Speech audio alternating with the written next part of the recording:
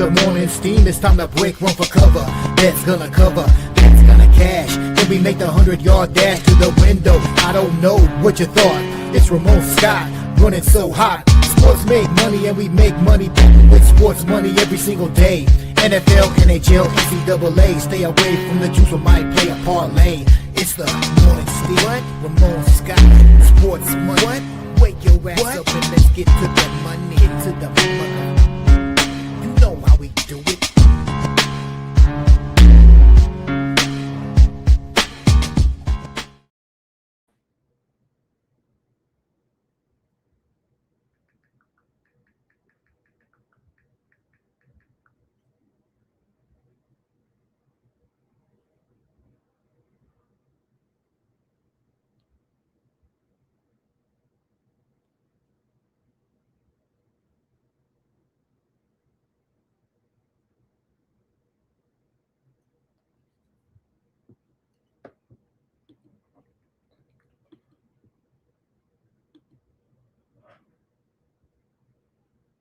From the sports betting capital of the world, Las Vegas, this is Ramon Scott, and welcome to the Morning Steam Show here for Sunday, July 5th. What a night! What a night! What a night! What a night for America! What a great celebration, man! The fireworks everywhere. I don't know, they might still be going off here in Las Vegas right now. What a way to celebrate America's 250th birthday. I thought it was a big deal, no matter what anybody else thinks. And we made it. We made it to 250 here, and we made it to another day of sports betting action with Major League Baseball. The World Cup continues. Can't wait. Incredible game scheduled tonight. We had games yesterday as well. We're moving along here, whittling down the round of 16. So get to the rounds here and get these incredible matchups. Already got some great matchups here. We got big time tennis going on right now at Wimbledon. We got some hot ones going. Well, we got 3 hot ones probably here. Pegula already here, and Iva Jovic. Jovic won the first set, but she's down here in the second set. They're going to be going to a third. Joker in a tiebreak already here in the first set. This thing's going 5 tonight, probably here. And Muchova and Krichkova right now in a tight first set. They're probably going to a tiebreaker there as well. And action still to come. About to go here, FAA and ADF. Battle of the acronym players, Ajay Alasim and Davidovich Fokina. Also today, Sabalenka and Osaka, a match with a finals quality for sure. And how about Bencic and Goff? Another good one as well. So great matches there. We're just about 23 minutes away from Formula One here. How about that? We've got some Formula One action coming up here in short order. We're a way to get the Sunday started here with the British Grand Prix. Antonelli, who's going to do it at the British Grand Prix today? Could it be Hamilton? Could it be Russell today there at Silverstone? We'll see here as we get close to a race time. Maybe even Lando could sneak in there. And also today, some WNBA action as well. The CFL, got to have another over, don't we? Come on. We got plenty of overs here in the CFL. Another one yet again last night. And good to see everyone here in the chat today. So we'll have a pretty good show here, preview the games, including World Cup, baseball, WNBA, and more. I want to hear from you in the chat. We'll have a drawing at the end of the show to give 1 month away of picks from me here from winnable.com. So we'll always try to get a winner as long as I remember to set the contest drawing. And all you have to do is comment in the chat, say hello, or give me your favorite sports opinion right now in the chat as we get ready for our show. Going to recap some of the action here from yesterday, including our World Cup action. How about Morocco? They got us home. We had the over here on the Morning Steam yesterday. Morocco needed that late goal to get all 3 goals themselves. I was on Morocco, by the way, but also the over here on the show. 3-0 in that one as Morocco advances.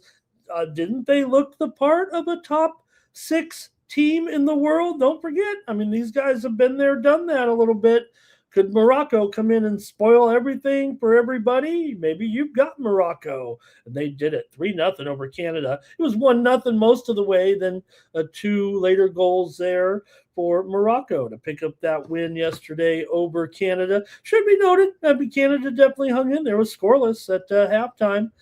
But 5 minutes into the second half, Morocco picked up a goal there and then picked up 2 late goals there with about 8 minutes left, and then again in the final stages for that 3-0 win. And we had the winner here with the over. And also we had the winner yesterday with France there as they were able to take care of, we had here on the show Paraguay, of course, there plus the 2 goals, but France gets the win, of course, 1-0. And hopefully you caught my cover the spread video as well yesterday, where I had the under as my play on that show. And it was 1-0 in favor of France. They picked up the only goal there in the second half. Mbappe with that penalty. He questioned the tactics. I don't know if he was saying they were playing dirty, like they were cheating, or they were just playing dirty like they do. They play a little bit of an ugly game and make you work for it. But Mbappe, I don't know if he wasn't happy or if he was upset, but France got the win. They advanced. So we know Morocco taking on France there at the World Cup in the next phase in the round of 16 there. So a round of 8 quarterfinal. You know what I mean? In there quarterfinals. We're in the round of 16 here, of course. So. All right, great to see everyone here. We'll talk a little Major League Baseball for a moment as well. Let's take a look at some of the final scores from yesterday and see where we had some winners here as we get ready for some folks to wind on in here. One programming note, the morning steam show is being moved back to its old time already. It just hasn't worked out, I don't think. We're going to try to get back to coming on at 9 a.m. Eastern, 3 a.m. 9 a.m. Eastern, 6 a.m. Pacific here, as long as I can wake up, get ready for the show. You don't wake up. You just don't wake up and come do the show. There's a little prep time in there, but we're going to move it back here. So be ready for that. I'm sure it won't bother anybody but me, maybe. But, hey, I signed up for the morning steam years ago. I mean, we've been doing this now. I mean, over 4 seasons here already of morning steam show. We didn't just get here in the – we might have been on some different channels over the years, but we just didn't come in here and, start this show up yesterday. A lot of you have been with me the whole way. A lot of you found me when we were doing it, just me and someone else, if you remember back in the day with five viewers. So remember, anybody back from that day in there joining me here right now? All right, let's talk a little action here from yesterday with the Major League Baseball. And we know we had some winners on the card here on the morning steam for sure yesterday, but also some wild games as well. Philadelphia with Pittsburgh with Ashcraft got it done there over the Nationals in a 7-1 victory. There as Braxton Ashcraft won his 4th start in a row. The Nationals said, hey, let's put an opener out there because, Littell's not quite our man. He gave up 4 runs of the 8 batters he faced. Why have an opener if the guy can't get anybody out? That's what I'm saying. And Washington and Pittsburgh, they're just 2.5, 3.5 games out of the playoffs, but they can't lose contact here. Minnesota rocked the Yankees 11-4. Hey, we had that one. We had the over in the first 5 yesterday in that one. It was 5-0 in the second inning and went on for a victory there for Minnesota on the road against a team that gives them a hard time. But Minnesota rocked in that one, got the win. Also, Detroit over Texas 3-0 as Flaherty showed up and showed out. Flaherty got the win, surprised everybody. Allowed 3 hits in 5 2/3 innings. Green Machine, 2-run home run in the first inning, and the Rangers were shut out again in another home under. Pagula just won the second set here, 1-1. We're going to a 4th set with the young American and the veteran American here. It's been all about the Americans on the ladies' side. Also, here it was Baltimore over Cincinnati 8-5 there as Hunter Green struck out. I thought Hunter Green would come in and be ready for this one, but no.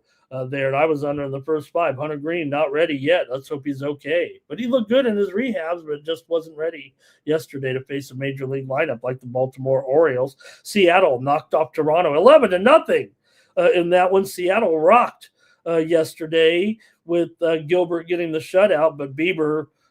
It's a problem right now. Bieber, another guy here who just came back, and Bieber, not necessarily ready, they gave up 5 runs in the second inning in that one, and it was the Blue Jays rocking Toronto there 11-0. So also Houston over Tampa Bay, Yordan Alvarez, 2 homers, 6 RBIs, and a walk-off to end the game. Tampa led 7-2. I was thinking, hey, we've got a winner here. I was actually on the under in the first 5, but I had Tampa out there. Hey, Tampa can't win them all. Usually they lose one, get back to winning, but we'll see what happens today. Great series here. White Sox and Cleveland battling it out here. Hey, they're not going to settle the division here, but it feels like these are the 2 teams battling in the division. And I had a premium pick winner over at winnable.com on the under in this one with the White Sox and the Guardians. Final score 3-1. So hopefully you're signed up with me over at winnable.com. We got our premium picks there every day. As Djokovic does win the first set over Sapulin. I'm on Sapulin on those premium picks in this match, plus 6 games, but I'm also on Pegula here, and she's pretty much toast because this is going to be down to the wire.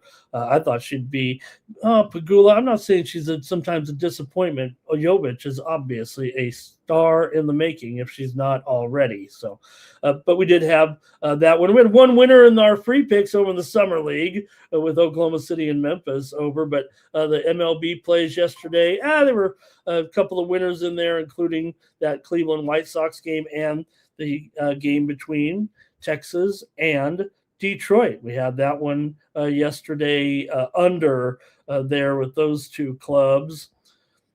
As also, you hear yesterday, Philly continues to rock over Kansas City. Pretty good matchup, it looks like, for the Phillies there. And we did have a winner there, Phillies first 5. How about the atmosphere literally in Chicago, the fog bowl baseball style? You don't see that every day. I don't think it's supposed to be foggy in July in Chicago, is it? But St. Louis won 3-0, and they had to delay the game for a few minutes. They couldn't see the ball. And the players, and although it's different, when you're down there at the lower level, you can kind of see things. It's just on TV, it's a real illusion because it's so thick. It's like when it rains, and you're like, boy, it's pouring when it's really just sprinkling. But and they were singing Country Roads. They were building beer snakes in Wrigley. What an atmosphere last night for July 4th in that one.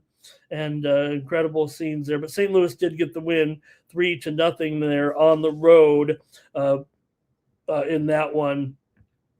Also, Giants over the Rockies 6-4 there. I thought the Rockies would be able to upset them there. Boston 8-1 over the Angels. Morning steam winner here. Boston on the run line got us home.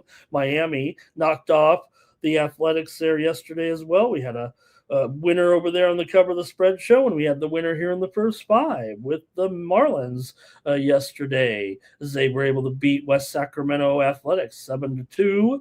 And also a couple others. Arizona beat Milwaukee 4-3 at home, and the Padres lost. End of recap. Padres lost again, but I did have the Dodgers on the run line here on the show yesterday. So, hey, if your team's going to keep losing on a losing streak, bet against them, and then maybe it'll make it better.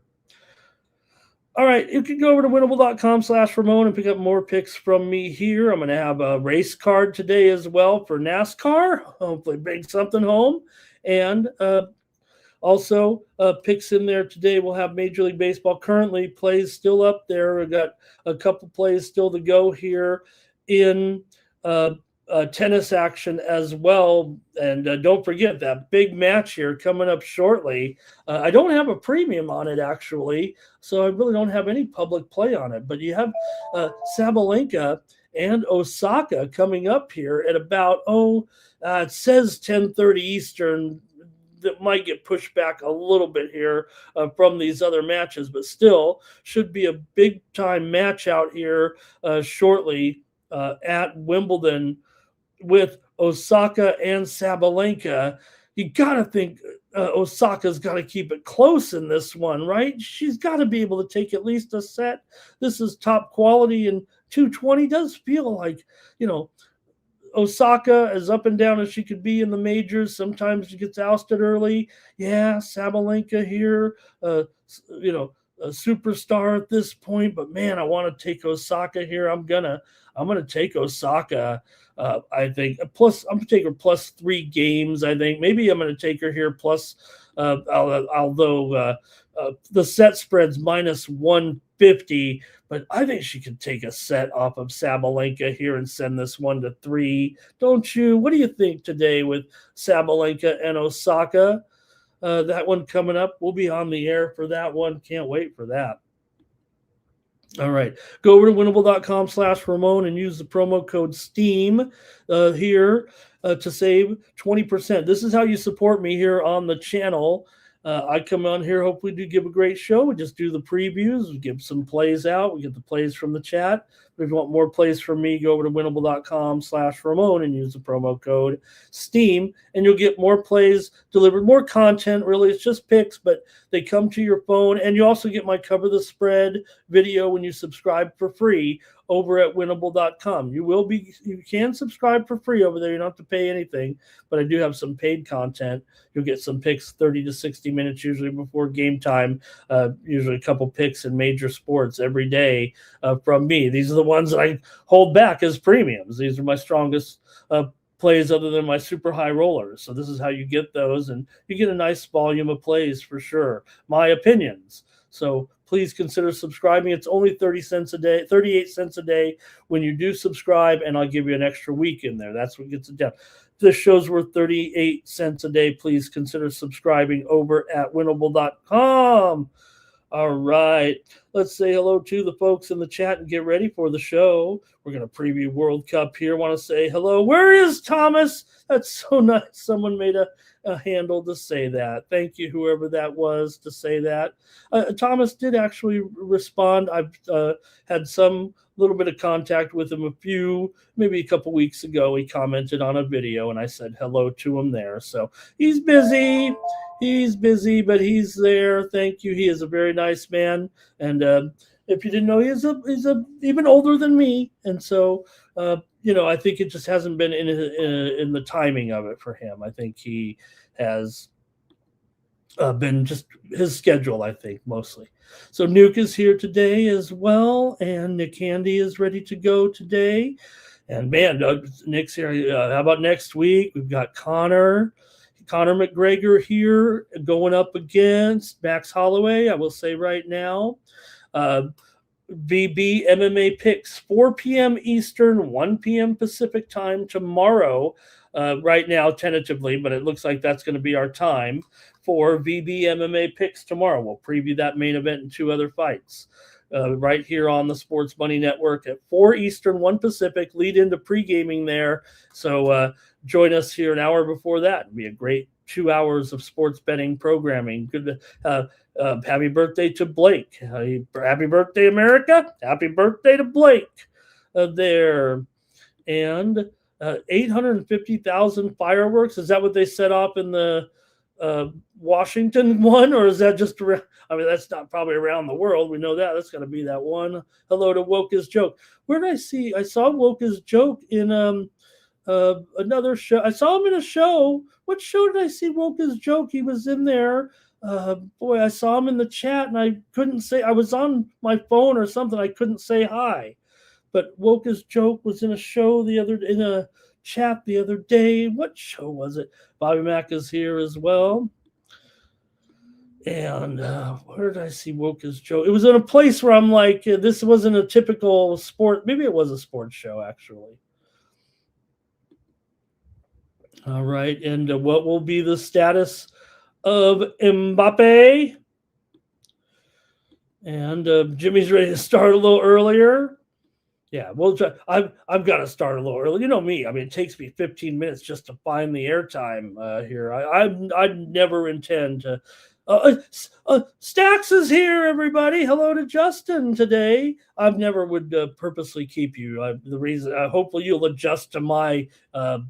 Hopefully, you are adjusting to my lameness when it comes to getting on the air. Hello to Cash Kane.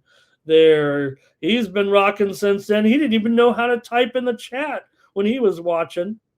So, yep. Oh, yeah. Oh, see, Blake was there as well. So, just like everybody, they all dumped me in the end, Blake. Just like here, just like here on the show. All right.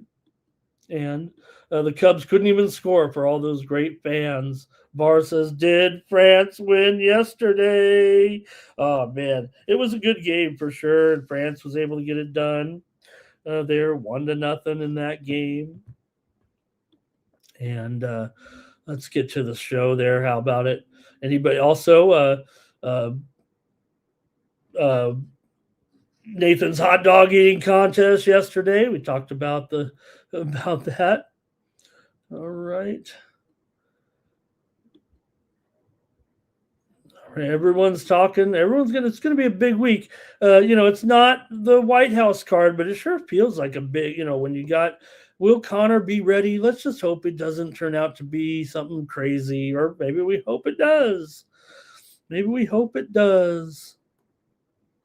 Oh, is that what they did? Oh, is that what they did to try to wake up England there? Oh, I didn't catch that story this morning. All right. Elliot's here. Everybody, as well. Let's go to the World Cup. Looks like you guys are chomping at the bit a little bit to talk a little World Cup football here with me. And let's get it started. I didn't know. All those. But I mean, it's not like maybe they were celebrating July 4th in Mexico. All right, but we'll start here. Now, no time change. Too late now. No turning back the clock. No time change for the England-Mexico game. So we do know that we'll get the game first here between Norway and Brazil here today. We'll move on with this. We have graphics here. They're getting more duller by the day as I start. The more I yell at Chat GPT here, the more I have the problem of getting the right graphic from them. I think Chat GPT gets a little upset that I didn't know that chatbots had feelings. I mean, I thought you could just tell it what the hell you wanted to tell it whatever you wanted, and then it has to obey you. I mean, I'm paying $20 for it or whatever it is. I think you can get it for free, but you can get more I need more graphic power. So I pay the money for the Chat GPT. I'm using it for some other things too, if you know what I mean. But here we have let me make sure I get this right here. All right. So here we go with Noruega and Brasilia here. And this one, let's worry about this one first, and we'll get to what was going on in Mexico City tonight. But you got Norway and Brazil here in this one on Sunday, and Brazil a half a goal favorite here, pretty much right on the nose, maybe $1.15 or so with these two coming in. And also for Norway here, they come in with a 3-1-0 record. I do it American style, but Norway with the win last time out over Ivory Coast, 2-1 after defeating Iraq and Senegal in there, and also losing to France. There's one thing that obviously stands out big time here when it comes. When it comes here to Norway's ledger so far, and that's the fact that there's been BTTS every game, right?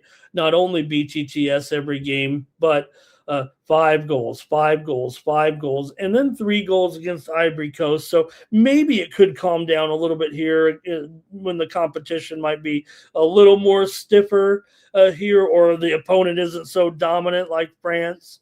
So it was 2-1 there over Ivory Coast for Norway, and it wasn't easy certainly in that game, but they still did win it in full time. For Brazil here, the winning ways have been all going good. 1-1 against Morocco. No one's going to fret over that now, looking back at it, right? I mean, certainly a 1-1 result would be true of the top 5 teams, 6 teams in the world. Then they handled Haiti, they handled Scotland, and they had to rally against Japan. Make no mistake. Japan led, remember, 1-0 at halftime. So Brazil has injury woes, let's say it. But I don't think they're injury woes that, that were totally, I don't want to say unexpected, but, I'm talking about other, Casemiro probably going to be in there. Maybe he doesn't play the whole game. Maybe they can't play him the whole game, it feels like. But I'm talking about, some other players in there too. You might get a token appearance from Neymar if they're, up by 2 goals or so. I don't even know. They probably wouldn't if they're up by 2 goals. But, you're not worried about it. But there are some other guys for sure right now that have a few missing a few pieces here, it feels like. So, Brazil, they're so dangerous late, especially if they are trailing here. But, we talk so much, and I, rave about Holland, and how wouldn't you? But, Odegaard wears number 10 after all. Odegaard is, kind of the more creative. Holland, I don't want to say, he is creative, but uses his size a lot too in there, right? Brazil's win over Japan did require a comeback and the stoppage time winner, obviously. And Norway also had their own late game resilience to a certain aspect there against Ivory Coast. So Norway here is obviously a live underdog here, and it feels like, I don't know, that almost feels like the public team in a way right now. But I'm still partial to a Brazil team that is in the top 5 in the world here right now coming in. And if you look here at Norway, while great, no doubt here, Norway still is 21st in the current FIFA rankings. They might have that star talent, but do they really have enough overall talent to kind of remain in the game with a team like Brazil? I think 1 goal to me kind of looks like, or half a goal does look like it's achievable by Brazil. I think Norway has actually gotten a lot of respect. The crazy thing about Norway is they've actually been the strongest riser in this tournament. They didn't really have a lot. They started the FIFA rankings, I believe, in the tournament at 31st. So they've moved up strongly with their performance. Now, that was certainly underrated here, but nonetheless, and we all knew that they were going to be. I think we all like, Holland and everything, but Holland, Erling Holland. We don't need to talk about the Dutch here anyway right now. After they lost to Morocco, we'll wait for another time with them. So. All right, but let's see here. Are you guys thinking this one between Norway and Brazil here? And this one it's going to be warm. It is going to be warm here. They're playing in East Rutherford. It's still hot, no doubt about it. So let's see what you like, though, here in this one, and see what you say. Let me go to the chat here and start to get your plays anyway for this great game here. And what about the total here?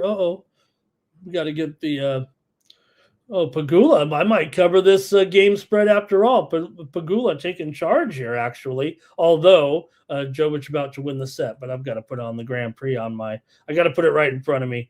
I can turn and look. I can turn and look to something with a score on it, but I've got to have a race. If I'm going to watch a race while doing the show, it's got to be right in front of me. You know what I'm saying?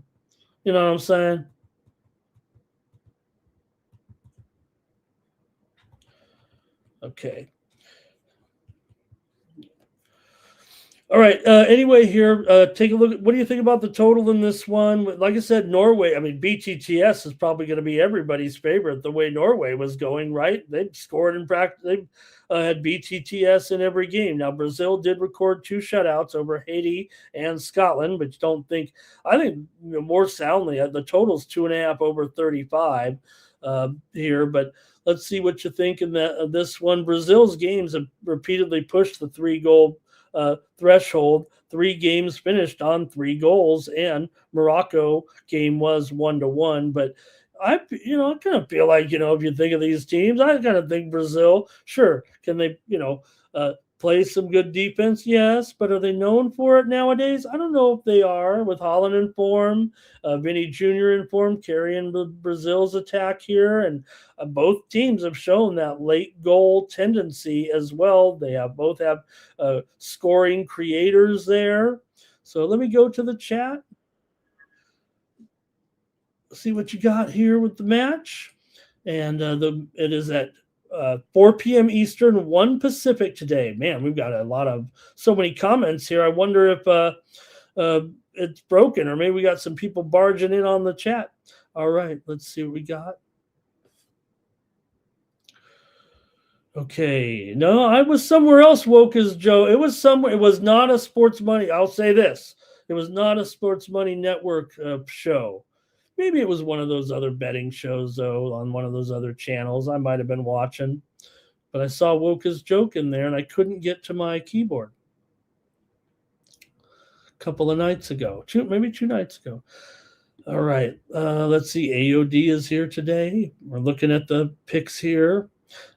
Let's see here. We got to get some barbecue rolling here today. Brazil to win in BTTS. And Bobby Mack says he took Mexico today, or Nuke is on Mexico there today. Brazil here for Robert today. Brazil. And hit that. Hey, everyone, like the video, subscribe to our channel. And they couldn't bet on it in New York. You can't bet on non-scored sports, I think is what it is there. They don't let you do the draft either, I don't think. Norway money line here for 9 legacy. Now, here's a little, tidbit. You think of, I don't think it's a big tidbit, but Ramon Scott, my family last name here kind of comes from Norway. The old matriarch, the grandma, was Hesselberg. That's Norway. And my dad was from Mexico. What if Norway plays Mexico next? Who am I going to root for? Okay, World Cup's getting good here.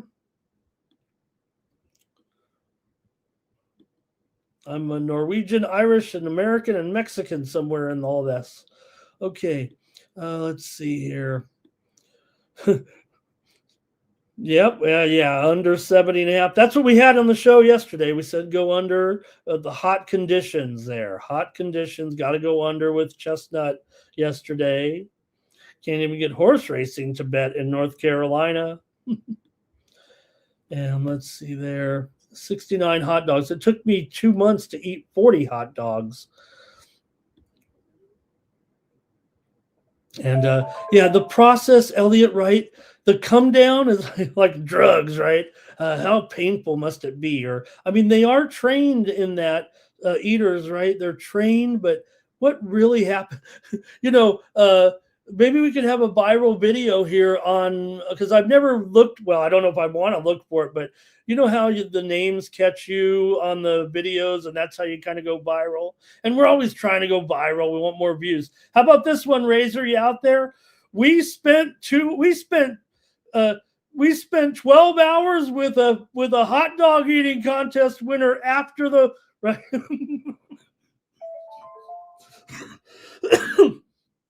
Don't make me laugh. Okay.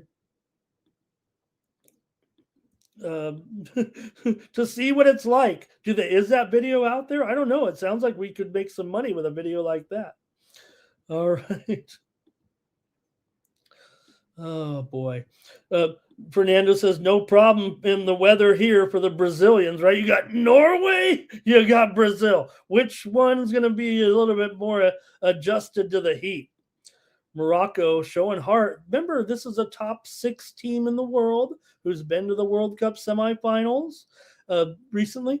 There's Nukes Parlay, BTTS and over here. And draw for Kane. And, we should honor actually VAR, VAR during the soccer tournament, right? I mean, they named the replay system after him. Okay. Bobby Mack wondering what they're going to do here a little bit with the lineups. VAR says USA wins tomorrow against Belgium, but then gets eliminated by Spain. That'd be great, though. I mean, that if they could get one more win out of this, you want to beat Spain. You want to beat them all. You want to have a miracle of miracles here. Remember when the United States, that commercial they show with Mike Eruzione, if you even know who that is, you probably have seen the commercial, even if you don't know who he is. But remember when the United States did win the hockey gold medal over in the Lake Placid games? I mean, it was at home. Spain is soft. Maybe they're a little young. All right. Looks like you guys are done with the comments there. And I'm on Brazil. I'm on Brazil here. I'm one who thinks that Brazil, but this is the point, right? I mean, I've already said that my 2 anchors here for the whole tournament were Argentina and Brazil. So I got to keep rolling with these teams, even though I have conceded here, certainly, and not conceded, but they were already, I knew because I was taking them in the odds, and that Spain and France were favored, in the tournament. And I'm looking to beat them eventually with hopefully, whether whoever it ends up being, because right now, unfortunately, Argentina and Brazil are on the same side of the draw. So Argentina and Brazil could meet in the semifinals. So I'm going to run out of luck there a little bit, but that's who I'm kind of rolling with still. And I have stabs. On some of those 50 and 60 to 1 teams that are still alive here. Belgium 40 to 1, Mexico 60 to 1 in there as well for a couple of stabs right there, and the U.S. So those are just, those will actually cover everything and still make money. But, if Spain or France win, I lose. Okay. Kane says here 2-1 Brazil in OT. And Woke his joke. You're right. Woke his joke. That's not. And he likes his Hebrew national. Of course, I am a supporter of Vienna beef hot dogs. These cars are rolling here right now, man. Okay. Cash Kane, one more Norway first half money line. Let's keep it moving right now. Let's go to the Mexico game. We want to talk England and Mexico, Inglaterra and Mexico. Oh, wow. I mean, as soon as I saw this was the matchup, I couldn't believe it. And Mexico, of course, a perfect 4-0 here coming in. They have not allowed a goal yet. 2-0 over South Africa, 1-0 over Korea, 3-0 over Czechia, 2-0 over Ecuador. Not the toughest schedule, right, to go 4-0. Not even as tough. You should think of the 4, you think of maybe even Spain. Maybe they got a little even tougher. But for England here, beat Croatia, a little bit of a shaky game, got it done, won handily, but tied Ghana, of course, beat Panama 2-0, beat Congo 2-1. Those were easier games here. I don't know if England's had the toughest route as well. Everybody gets, 2 tough teams to play, or a tough team to play and 2 weaker teams. Depends on which side of the spectrum you're on, I guess. But I'm talking about the teams that are here kind of in the finals, if you know what I mean. But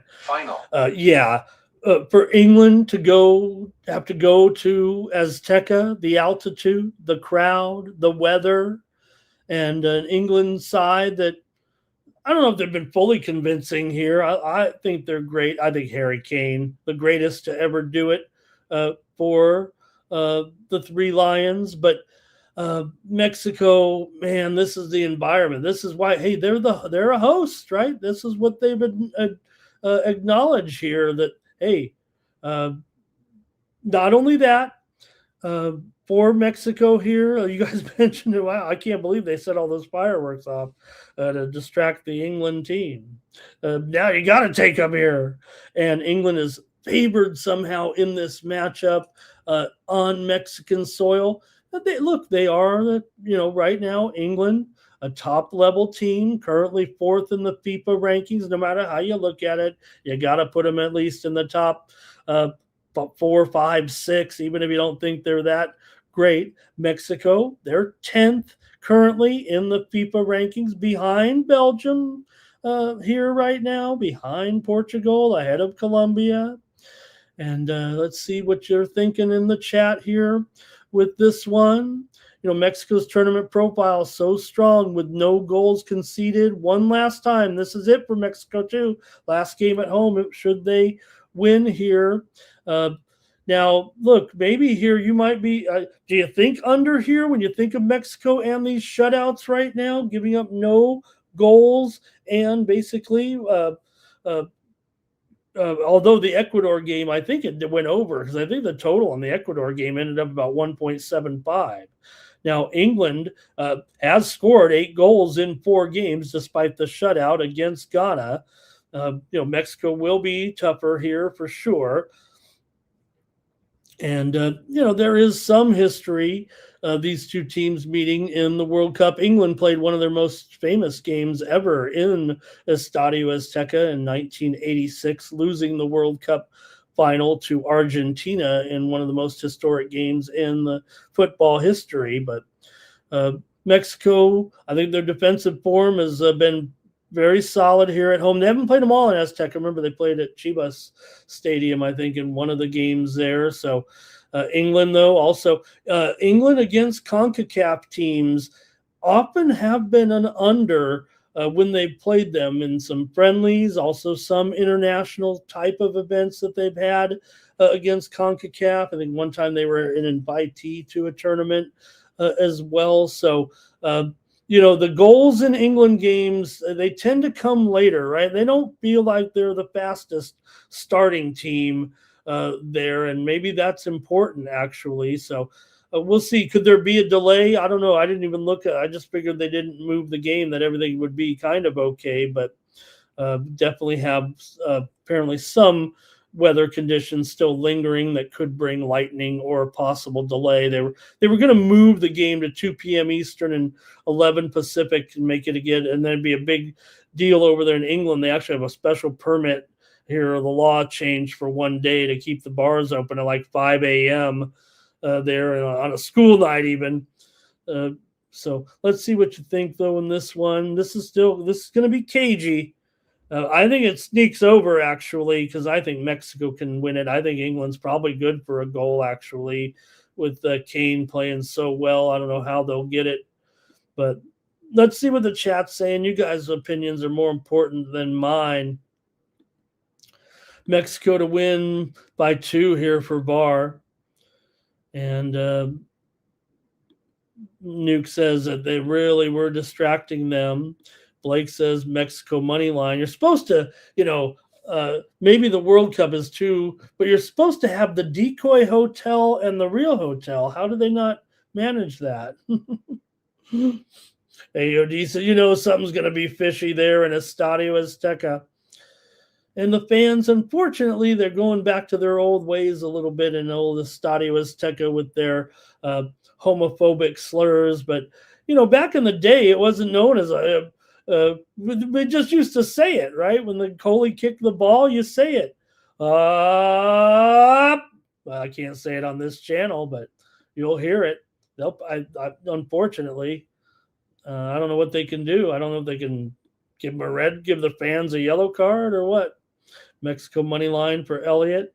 I think so, Blake. I think the difference for me, I can't really make the full excuse for Mexico. Can you, as far as maybe being better than England? I think they're down, but from the home, from the altitude, You just got to like the position. I think they can even do it in regulation. I think, England should try to play it for maybe to get it as make the game go as long as they can. Fernando, England to score first. Interestingly enough, I don't know if I'm getting a good enough price at $1.20, but Fernando's our man here. England is averaging 2 goals, so you got to think that they can at least get one. If Mexico wins 2-1, does Mexico have the offense? Do you think this offense? Look, they've been solid, but again, the schedule here. Robert just said, "How about just Mexico to advance? That'll get it done." AOD says, "How about on penalties here?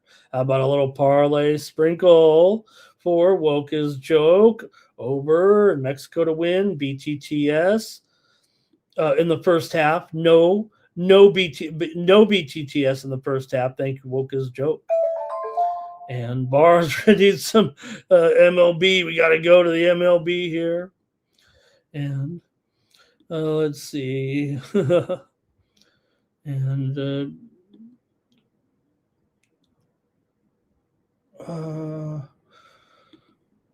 oh yeah, better price on Mexico. Yeah, for sure. I it didn't matter the price, so he wants him to advance. We'll give him the right price there in this one. Okay, that you guys are all done with your comments, and I like. I'm going to take the over as my official play here on the show, and that's what I'm looking at here because you got the push protection at 2 goals. I think 1-1 minimum here, if anything, right? Someone gets a goal, pushes late in the game, and then all of a sudden you're going to have someone maybe with a late goal. Then maybe we get 30 minutes of that would not be good for me taking the over, but I'm just saying I think we can. I think BTTS, especially if you consider the way it's been going here right now. Here with, as you said, England with 8 goals in the 4 games. Sure, that Croatia game was a little bit rough with 0-0, but Mexico also here with 8 goals in their 4 games. I guess I can do the math. Both teams are averaging 2 goals per game. Okay, Jesse Pagula did just win here moments ago, and Pagula gets the win over Jovic. This one just ending here right now, and somehow we were able to get there on the game spread for my Win Club winner over there right now with Jesse Pagula. Also, Muchova rocking here over Krejcikova. She looks like she's going to take it in straight sets. And we also have Joker and Safuline. Joker kind of started to take control in the second set here. Okay, thanks for that, everyone. We've enjoyed the World Cup. Let's move on to some baseball here right now and get it rolling here. Oh, make sure we get the right.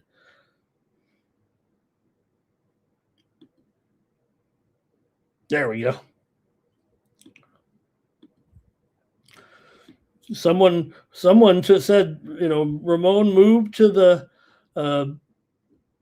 3 panels of graphics, and ever since I've done that, now we have kind of a more basic graphic, but it might be harder to see. I don't know.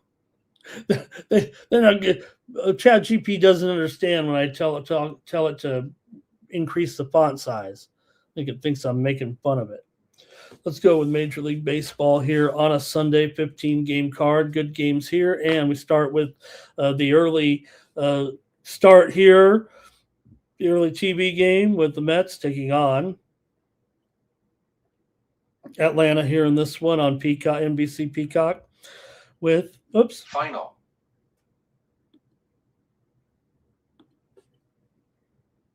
There we go. Nolan McLean and Martin Perez here in this one. Nice pitching matchup here with McLean. 3.77 ERA, 5-5 record coming in. The Braves have won the first 2 in this series. For Perez here, 3.27 ERA and a 6-5 record. Perez has been solid pretty much all season here. Got the 1.16 WHIP coming into this one. He's been quite solid, no doubt about it. Now, we know McLean is the best arm right now in the Mets rotation by far. Top ground ball pitcher here. Does walk a few too many probably, and that's probably what's kind of kept him from really breaking out like maybe we were expecting. He's still pretty darn good for a young pitcher. The Braves offense has been out of it or out of sorts for the last month, but they have been together, been a little bit better here of late. They got good games against Dustin May, good game against Christian Scott. They just destroyed Mania there yesterday with 14 runs. So these are the Mets, and they're terrible. So I wouldn't count out the Braves from maybe getting to just the Mets right now. They just can't get out of their own way, it feels like. So Perez is coming off his worst start of the season, but still great numbers here. A good batting average against as well. Got some great metrics here so far this season. Talking about Martin Perez here, low batting average against as well. So just solid numbers. Done a good job here for the Braves. Kind of an unheralded guy a little bit so far this season. Talking about Martin Perez. Mets have been inconsistent against left-handers, but did look okay there, I thought, against Sale yesterday. But still, Perez here, 214 batting average against, but McLean 205 batting average against. So you got two solid guys, and Perez's BABIP is 238. So solid pitchers here for sure. Perez is 3-10 to the under in his starts. Now McLean does go a little bit over in his game so far this season. So, but that's pretty solid though. Perez, those unders 3-10. That's pretty serious, especially how solid he's been, and the Braves are 15-24 to the under on the road. The Mets are 17-28 to the under on the road. Combined, that's 32-52 for the under when these two teams venue specific. And Perez has those low numbers as well. And it is warm. I know it's a warm day there, but this total still does feel, for two very outstanding pitchers in these heavy under trends, the total's 9. So I'm going under here in this one with the Mets and the Braves. I think this one feels kind of, I don't want to say obvious, but maybe first 5, maybe that is the way to go. But like I said, I think you got, two teams definitely producing, plenty of unders here, it feels like. And, Mets have gone under in 6 of their last 9. Atlanta's gone under in 7 of their last 9 games. Mets have lost 12 of 14 coming in. Braves have won 7 of the last 9. It's a pretty good price on the Braves, too. It's just that maybe McLean, maybe McLean strikes your fancy a little bit. Remember, this Mets offense, they're still a bottom 5 offense, I think, no matter how you look at it. Let's see what you think in the chat. Okay, here, let's see.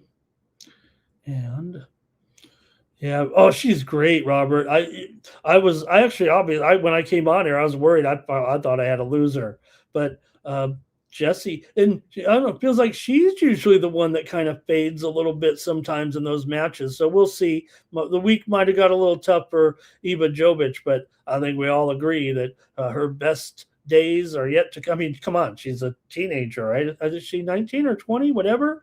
She's terrific. Mets first 5, money line and full game for Kane. Barr was on the Braves in there. Elliott said Mets in the under. Robert likes that under too.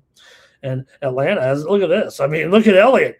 Elliott's good to have you back here right now. Look at this. I mean, he hasn't scored more than 5 runs in a game in any of their last 7 games. They're talking about the Atlanta. Atlanta hasn't scored more than 5 runs. No, that's not right. Let me see. Am I reading that right? Atlanta hasn't scored. They just scored 14 runs yesterday, right? Atlanta hasn't scored more than 5 runs. They scored 14 runs yesterday. They scored 5 runs on Friday. They scored 5 runs in each of the last 2 games against the Cardinals as well, I think. Their offense has actually perked up here, I think. Okay. Blake here says under in the first 5. And I want to say hello and welcome to 462 for Life. Is that an area code? Do I not know about the 462? Good to have 462 with a great comment. Thank you, 462, with a C as the logo there. Let's see you, 462. Great to have you, 462. Nice. Yeah, I agree. I mean, I think these two guys are hot. Those are strong trends, right? If you're a trend better, and of course I am a lot of times, but we got one pitcher heavily under, two teams heavily under, 32 and 52 to the under. I can figure that's about what's that, 30, 38 per 39%. I don't know, something like that. And Elliott's going on the under here. All right, good one, guys. Let's keep it going here. Going to be a great card today. Pirates and Nationals even got some intrigue here in this one. Just mentioned it. Both these teams 2.5 and 3.5 games out of the playoff position here, respectively. Bubba Chandler, 3-8. Good to watch, fun to watch. It's gonna be good here, obviously, but 4.62 ERA, 1.39. The WHIP coming in. He is 3-8. Cade Cavalli here. I thought he was suspended. What happened? He's appealed the suspension, so he will get to pitch in this game. How many times an appeal ever worked? And you're just delaying the inevitable here. So I don't know. Maybe it is better sometimes to catch you by surprise to just appeal it, take your normal turn, and you can gauge your body there. But you had to know you were going to get suspended. And yeah, maybe he got the bum rap there a little bit, but the incident, remember, it wasn't so much about the fight and getting remember they threw he got the helmet thrown at him by Contreras. Contreras has actually gone on the record yesterday and apologized for his actions. I was critical of him, said, hey, it wasn't just the 2 days. Remember the day before that, he was getting into it, and he always gets into it. This guy's a whiner. He's a guy that, but he did say, look, I mean, in Venezuela, you got the earthquake. They don't talk about the earthquake enough on the news. I mean, it's a complete disaster down there. We know that. I can't believe they've only reported 1,500 deaths so far. I'm sure that's going to be tenfold. I mean, those pancake buildings. The incredible thing, I'm getting off base here, but the one thing that has struck me as incredible, though, and, you do see it starting more a little bit, but I don't know if I've seen it as much. And Venezuela is not exactly a developed country, or we know that, not a total modern country. But the phones work. And you could see the people, right, showing, like they'd show their phone to the other person or whatever.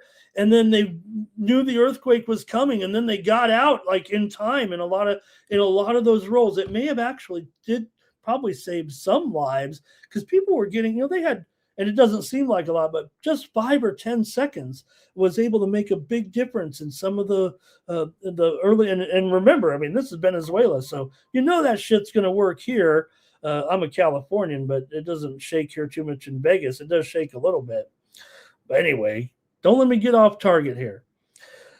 All right, Washington did lose yesterday to Pittsburgh, no doubt about it. Pittsburgh got that win 7-1 and pummeled them there in that game. We talk about how good these offenses are, and no reason to think that maybe here with Chandler and Cavalli, we couldn't have some offense here. Sure, I always talk good about Cavalli, 3.68 ERA, 5-4 record, 1.3 the WHIP. He's been pretty good. He's not suspended. He's pitching here. So, see what he could do, though, in this one. Chandler's actually looked much better so far in the last few starts. Just has to stop walking guys. He's given up two earned runs or less in 4 straight starts before Philly got 5 earned runs on him the other day. But Nationals are a tough matchup. Bubba, not great versus lefties, and the Nationals offense continues to be one of the top offenses. Pittsburgh does too. We're talking about 2 teams here who are probably top 5 offensively so far this season. Cavalli's been strong. That game remember, he was on fire in that game. 7 innings pitched, 13 strikeouts, and 1 hit. Even before that, he looked pretty good. The Pirates keep striking out, despite the fact that they have the number 2 batting average in baseball. They are dead last in the league. They strike out more than any other team in the league, despite being, like I said, second in OBP, second in batting average, but they strike out a lot. It's kind of weird. But Cavalli here, definitely getting guys to swing and miss here right now. So let's see what you think in this one. Will these offenses continue against these two guys? Washington is 10-2 to the over as a favorite this season. So let's see what you think here. It's a closely rated game. Yeah, Washington's favored here right now. Maybe the pitching's a little bit better. Maybe the home. I don't know if they deserve to be that big of a favorite. I mean, you look at the records of the two teams, and they're right on, right? Two teams, right? Same record, pretty much. So let's see here what everybody thinks. Robert likes the Nats first 5. And that's nice, 462 Life, and thank you, of course. We say it's so cliche, thank you for your service. It's more like saying, you know what, I wouldn't have wanted to do it. I mean, it's a tough job, and you never know when you're going to get the call, right? I thought it was great at the event last night, whether you didn't watch it or not with the president, but seeing those men, between 80, 90, 100 years old, servicemen there are being honored last night at that event in Washington. Cavalli's K's for Kane. Here's Kane with the over. Here's Blake with the over. Barr says Nationals team total over. And great to have 462 in here. Now we know the job code. Moving those bombs. Is that what he said? Moving those bombs, putting those bombs in. Did you sign the bombs before you put them in? Do they still do that? All right. Hey, I got to make my play here on this one. I'll go over in the first 5 here.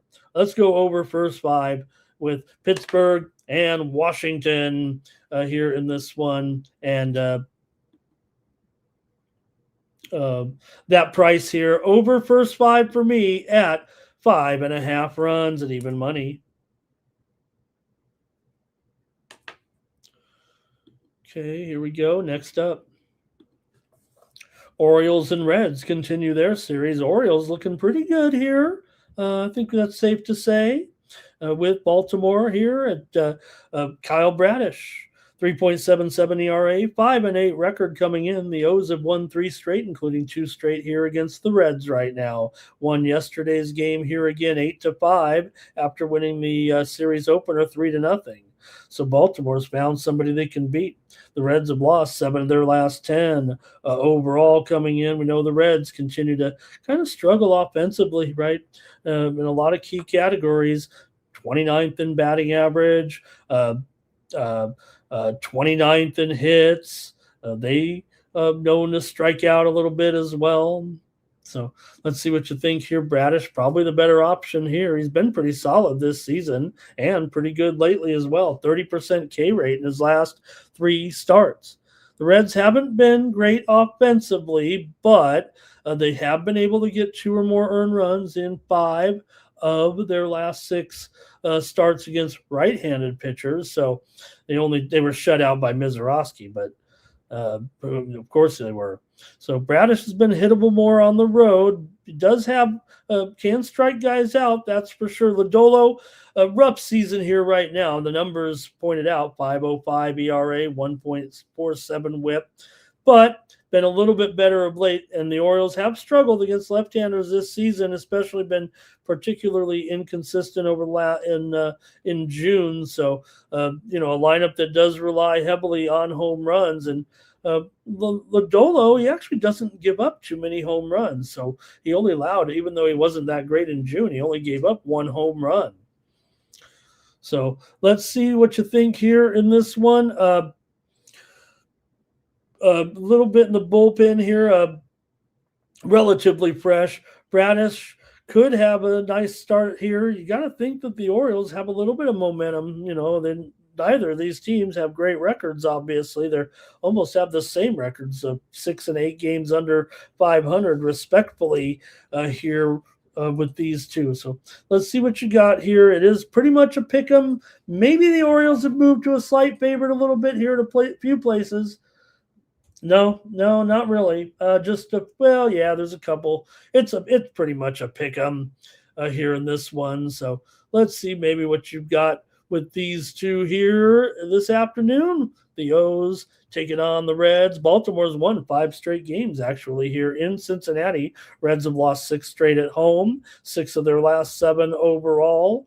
Baltimore has won 5 of their last 7 on the road. They beat the Reds in 6 of their last 8. So maybe this is the move Baltimore's been looking for. Doesn't feel like some teams might have a chance. Doesn't feel like Baltimore's going anywhere.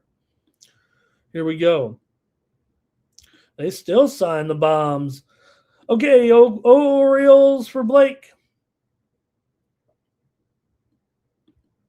And VAR here says Orioles team total over. Man, look at the Orioles support here. Elliott, Bobby Mack, Cash Kane likes the over as well. Light up the sky. Let's see here. 5 of the last 6 have gone over here, says Elliott. Woka's joke here. And the one thing I hate, though, is say you get an unpopular war, right? Like this one probably was. And then it was terrible. I'm old enough to know that I had to be taught a lesson about, we didn't treat those Vietnam guys right. They got a bad rap. I know they were, they probably didn't hold their own, but look at the situation they were put in. I mean, that was ridiculous. Okay, here with the guys are all over the Orioles. Man, we should just ride with the Orioles, it feels like today. They should be able to take this one, man. All right, but man, you guys are all over the side here. Maybe I should default to the total, but I was going to have a premium, but let's go ahead and do it. I'm going to go ahead and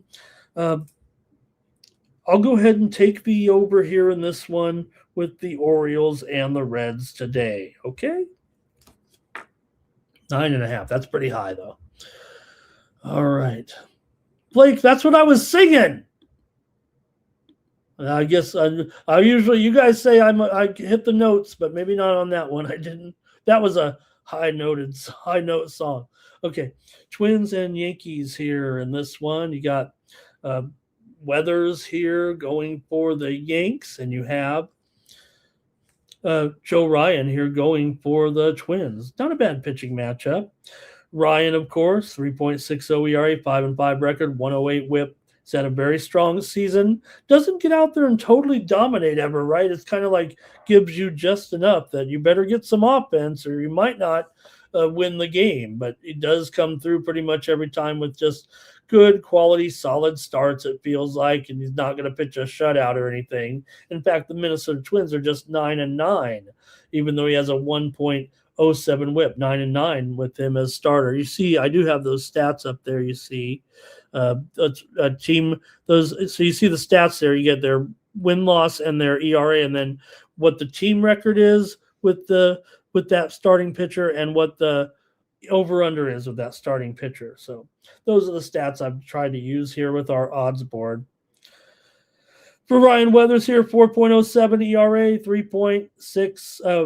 3-6 record, 1.21 WHIP. Weathers has been good. The Yankees have been bad. They're struggling right now, and the Twins were able to beat them yesterday, 11-4. This, in fact, despite the fact that the Yankees have continued to dominate this series, but the Twins did get one yesterday, and maybe they have the right guy here in this one for Joe Ryan, because you could point to a lot of different trends here. You don't want to go into the series history at all, because the Yankees have won 12 of the last 15 and 10 of the last 8 here at the stadium. But the Yankees have lost 8 of their last 9 overall, 6 of their last 7 at home, and at least the Twins here have picked up some wins recently. Remember, they had a good series against Houston. They did win yesterday, obviously, against the Yankees. So Twins, maybe in one of their best little surges here of late. If you talk about the last couple weeks, had a little winning streak in there. There were only 4 games under 500 here. This is about as close as they can get. Doesn't feel like feels like they are also a bit of a pretender here, coming still. But the bats have been legit. The offense has been much more solid. Even had some big game. Even had some big games, if you will. As Ryan's had another good season. He's got great control in there. Although his numbers have gone a little haywire here last few games, 6 ERA in his last 3 starts, but he did face the Dodgers and the Astros. The Yankees are pretty much dead last in every offensive category, every notable one here over the last 2 weeks. The only guys they've beaten have been kind of weak pitchers of late. So Ryan does get hit here a little bit against the Yankees in his career. Let me see. I think we have those. We have those numbers here. Let's see.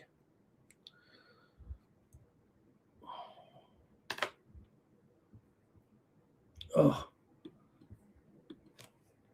I don't want to drag this on. My computer reset to the BVP. It wasn't in my script, but pretty sure that there's some serious BVP in this one with Ryan.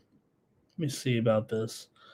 Not really. Belly's got a home run. No, it's not so bad after all. Okay, maybe I'm mistaken.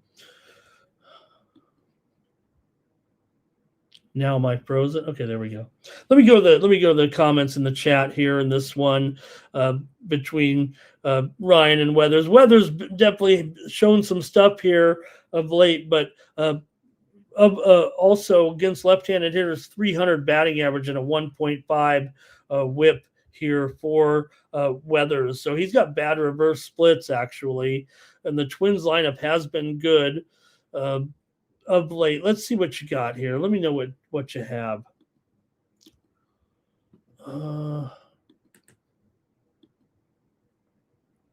Okay. 462 says take the Orioles here in that other game. And Elliot here, right? Oh, nobody wants to hear that. I'll tell you that, Elliot.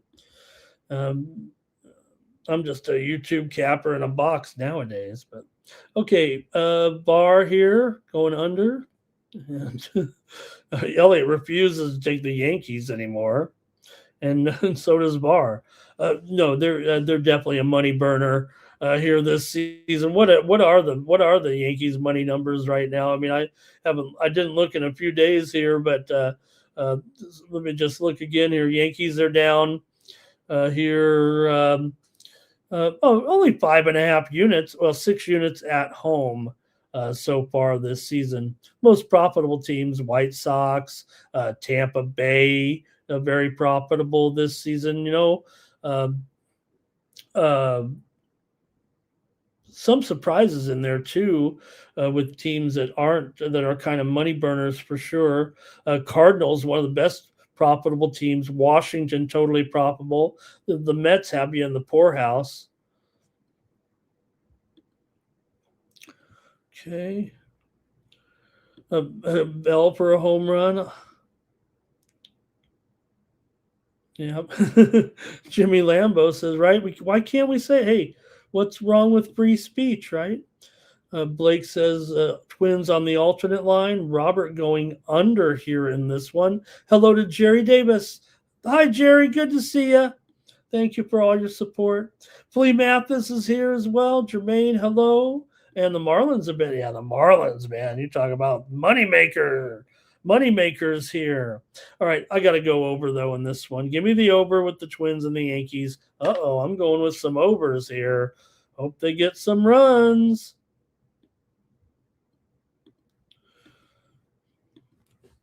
White Sox and Guardians here.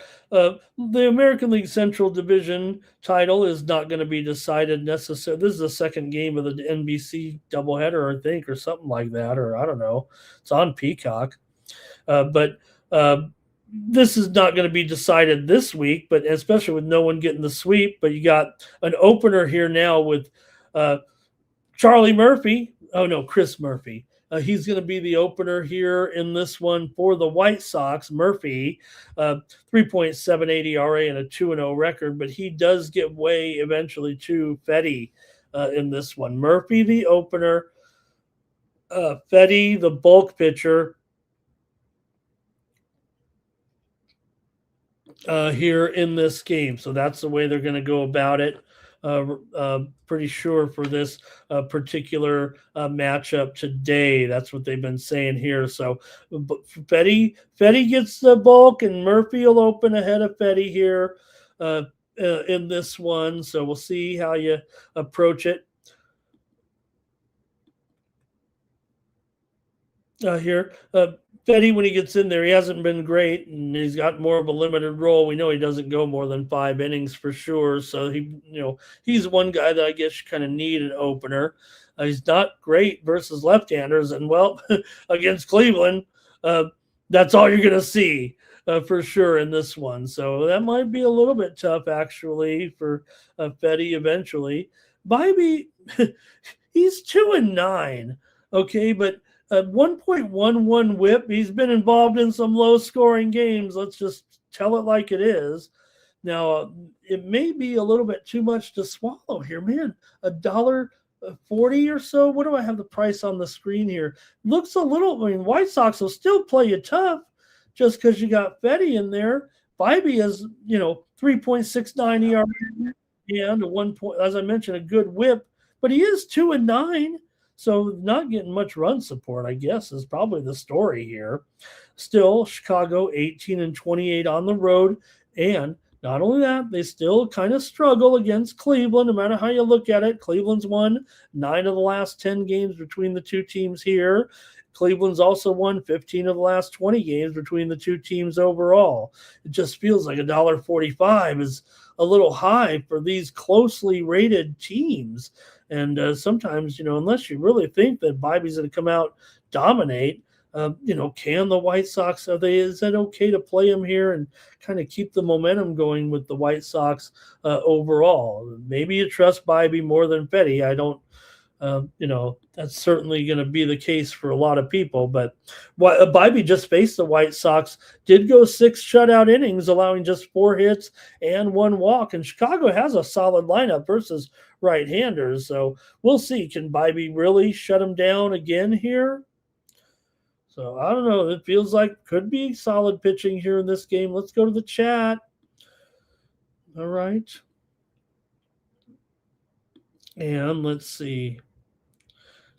Jermaine says, remember Jermaine, he's wants to know if the nationally televised games go. I don't know. Who can tell what's a nationally televised game anymore? Do the players even know? Bar here on the under. And Jermaine says, a guy goes 2-9. Sometimes you got to look at that, right? It's really strange. Blake here, Guardians first 5. And Jerry says Guardians on the leading Guardians, maybe on the under here. Cleveland on the under for Elliott. And any team total. Bar wants those team totals. Wants some team total overs. I would say at this point, if Minnesota, I think probably is one I'd look at. Maybe the Cubs. How about the Cubs for a team total over today? We haven't got to that game yet. Let me not spoil it. Guardians here, money line for Kane. Robert on the under. And Messick lost, so maybe Cleveland to bounce back here in this one. I get it there, Jermaine, but I just got to keep taking the White Sox right now, dangling $1.20 in front of me. I'm gonna go with the White Sox.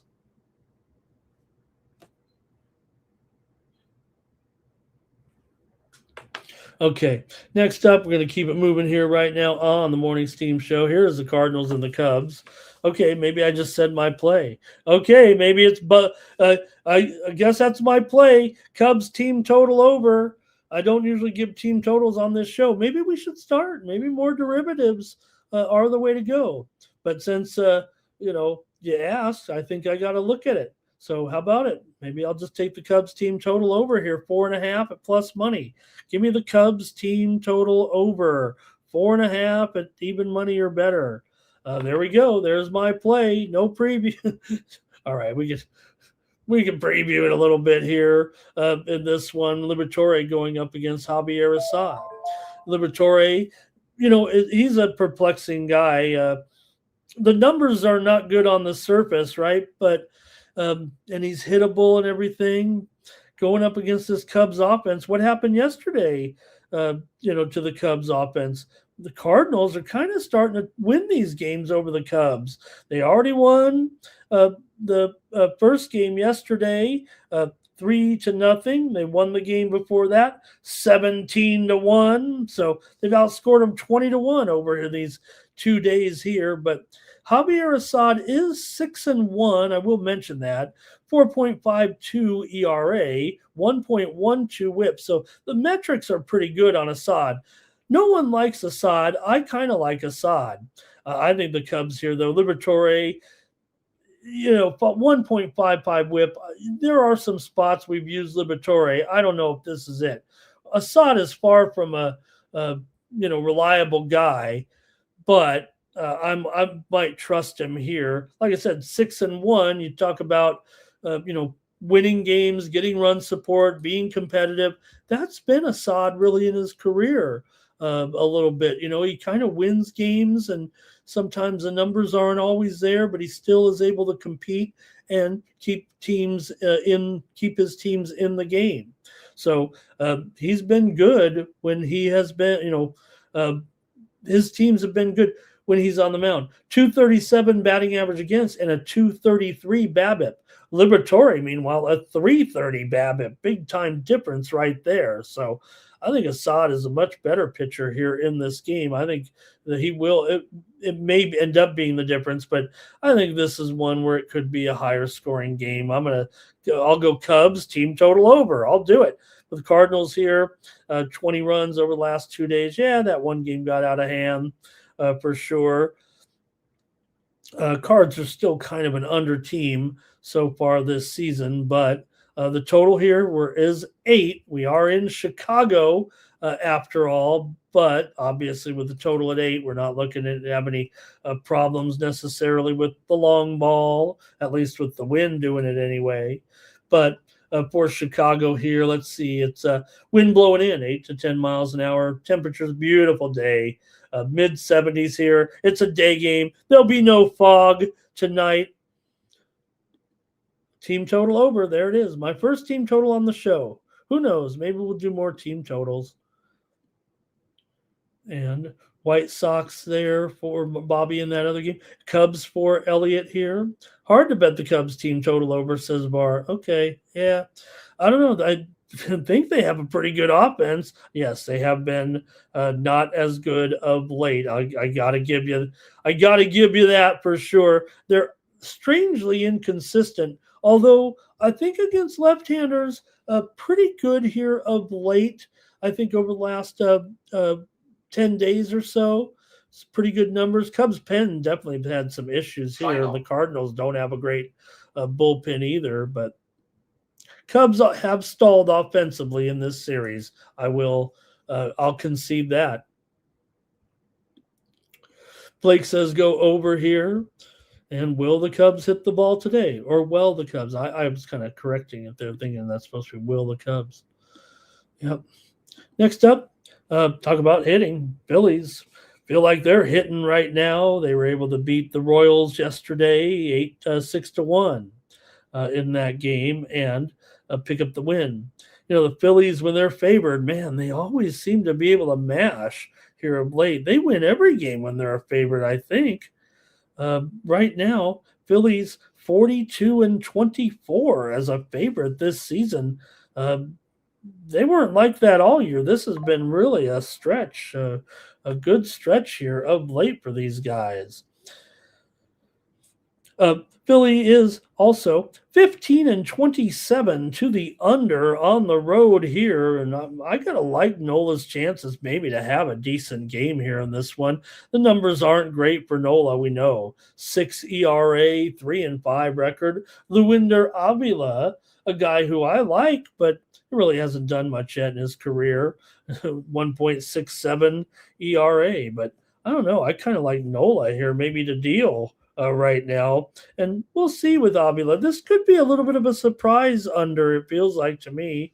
I might be on the, I might go under in the first five actually with Nola and Avila here. That would be kind of contrarian, but I'm probably going to do that as my play.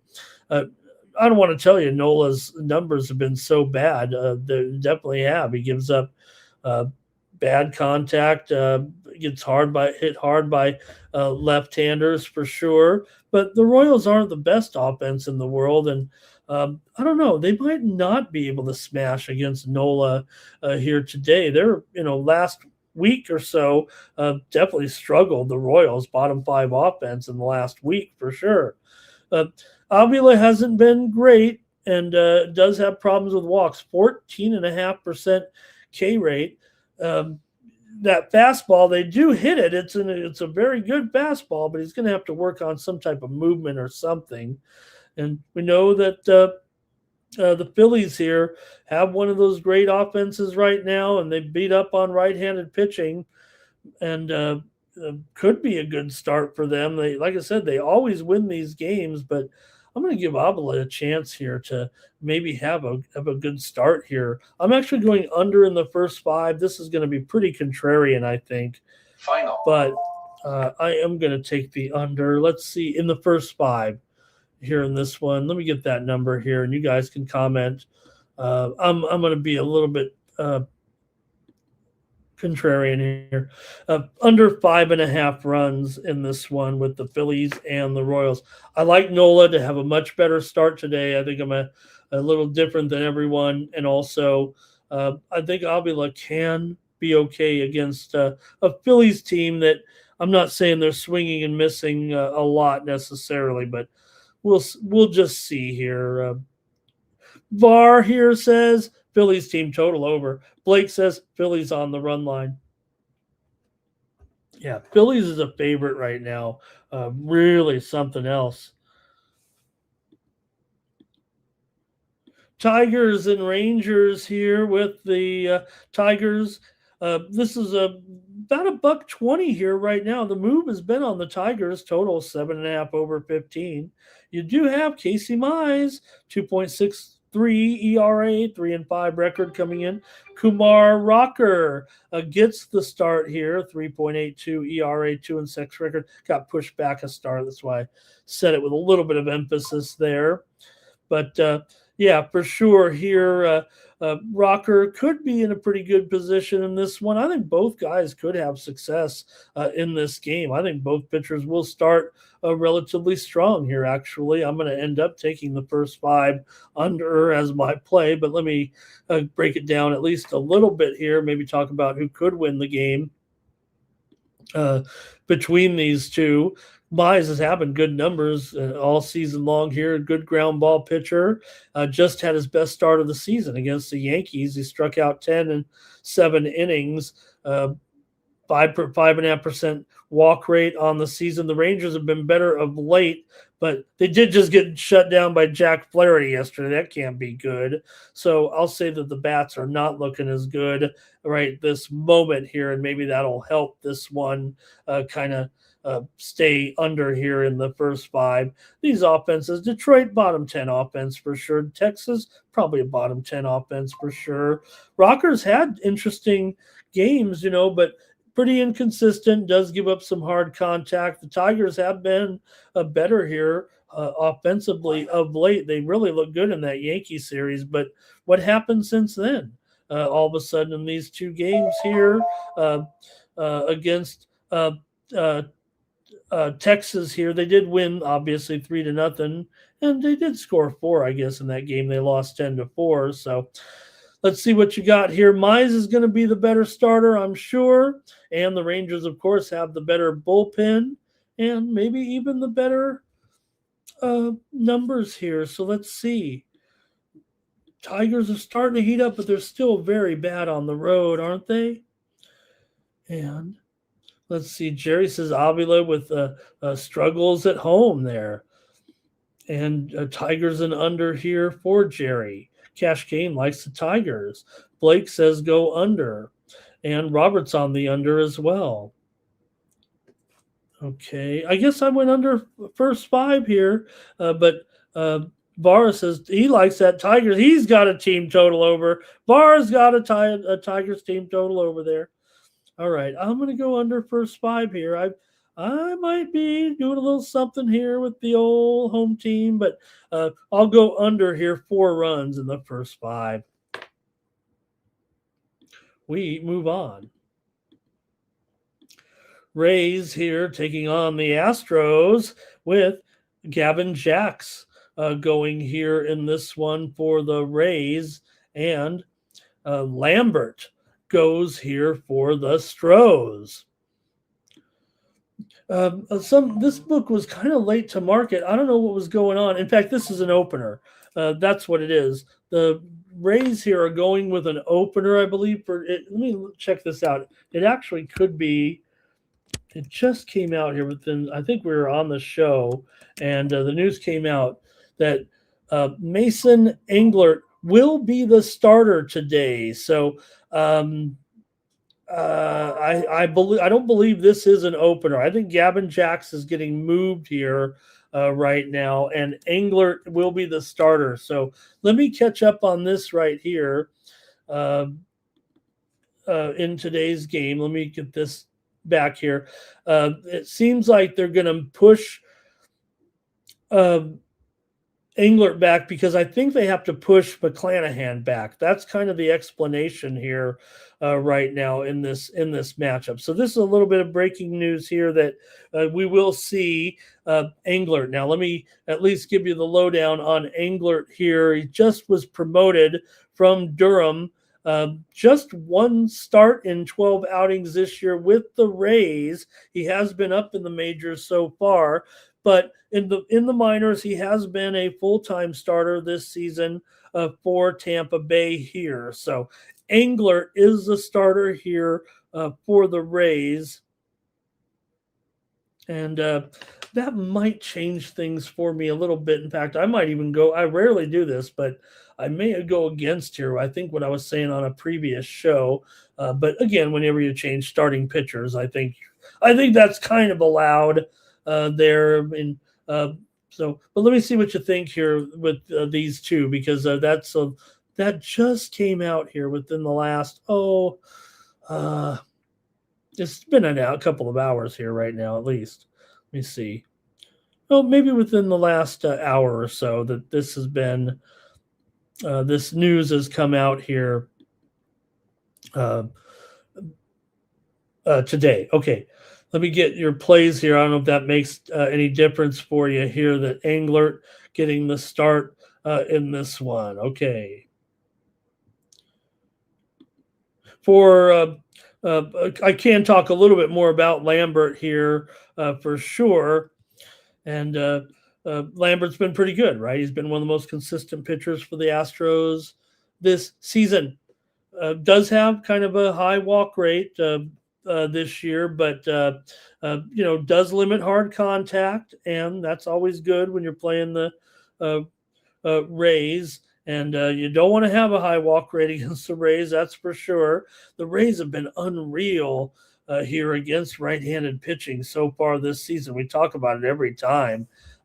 They just got to 7 runs against Hunter Brown last game. So I have a feeling here we're going to see the Rays put up a number actually in this game against Lambert. It's just a matter of what you think about Englert has major league experience, has pitched in the majors this year. Yes, just 1 start, but here you are getting another, maybe a discount price on the Rays. You do have, Texas here has been a little bit more solid at home here, but let's see what you have in this one. Man, the Rays hit. Let's go over. That's what we should do. I'm adjusting on the fly since that pitching change. And let me get the right graphic up here as well.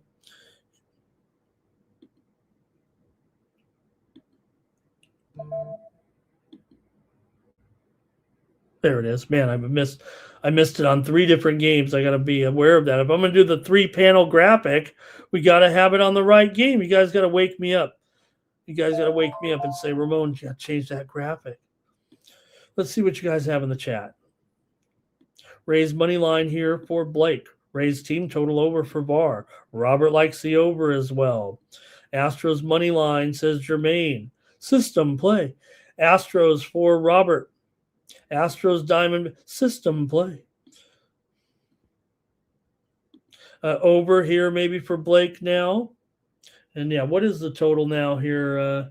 9 under 20 for the most part. So it is up here, but I will go over in this one. Steam play. Some steam coming in right now in a game we've already previewed, even though I went over. The steam's coming in right now. Twins, Yankees under. That usually on a day game here probably means you got someone out of this lineup, I would guess. But the steam's coming in on the under right now in the game between the Yankees and the Twins here. I don't see any key injuries necessarily with this one, but the total is down to 8 right now. Spencer Jones, we already knew he was out. Or he's questionable. Well, I don't see the injury there. Caminero to hit a home run. Why wouldn't you go with 8 of 9 games? That's incredible. Jerry says Englert's had good numbers down there. Thank you, Jerry. Yeah, I didn't want to bore anybody and try to look that up right now, but I thought, we knew he had been a starter all year in the minor league. So I don't know if he is a 3-inning guy, right? He might go a little deeper. Started every game. Final. He was starting every game, all of his appearances, right? 10 home runs in 10 games. Caminero. Man, he's been hot. Caminero. Saw all the All-Stars. They'll just change the National League to the Dodgers. All right, I'm going over here in this one. Rays and Stros here today. And let's see. I was trying to see what I thought earlier in that Rays game. I really didn't want to cross up what I did, what I said earlier, but it does change things for me a little bit without Gavin Jackson. I should have been known because, Gavin Jacks was a late to market line. You know what I'm saying? Yesterday, and everyone's saying, "Are you sure Jacks is pitching?" Okay, here we go. And ignore it on the screen. We know who's pitching. It's going to be Englert. Giants and Rockies here. Giants got the win. Rockies have 1 win in this series, but the Giants won it yesterday. You got 2 guys with massive ERAs here. Molly, 5.6 ERA. Gordon, 6.7 ERA. Tanner Gordon gets the start. Molly is 1-8 this season, believe it or not, here for the Giants. So, look, these 2 teams are battling it out here. Giants are trying to stay out of last place. But with Molly 1-8, Gordon's bad too, but the Giants have their own share of woes. We know Colorado's offense has been pretty solid. Could we get an over here finally with these 2? Colorado certainly a top, probably right there, top 5, top 6 anyway. They're 4th in batting average, 3rd on base, 7th in RBIs, and 3rd in hits. The Giants are 5th in average, 4th in hits. So good hitting, bad pitching. Why wouldn't it go over here in this one today? It is 13 runs after all, but we're in Colorado. Maybe it'll be a little bit tough. I like the Rockies here in this one. I'm taking the Rockies here on the Morning Steam Show against the Giants today. Give me the Rockies. These 2 teams are bad.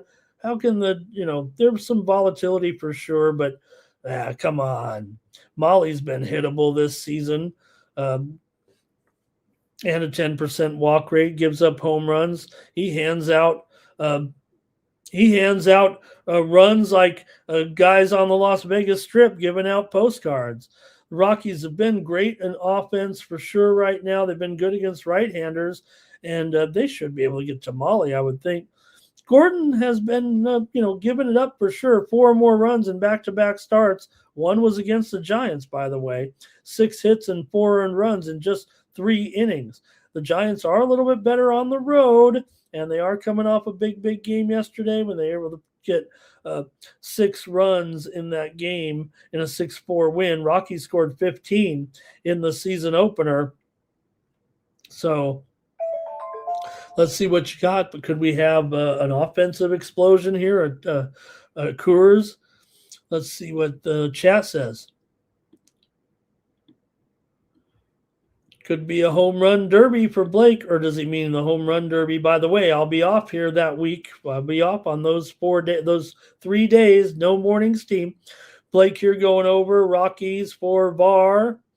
That's in about 10 days and a week from now. Gordon, terrible at home.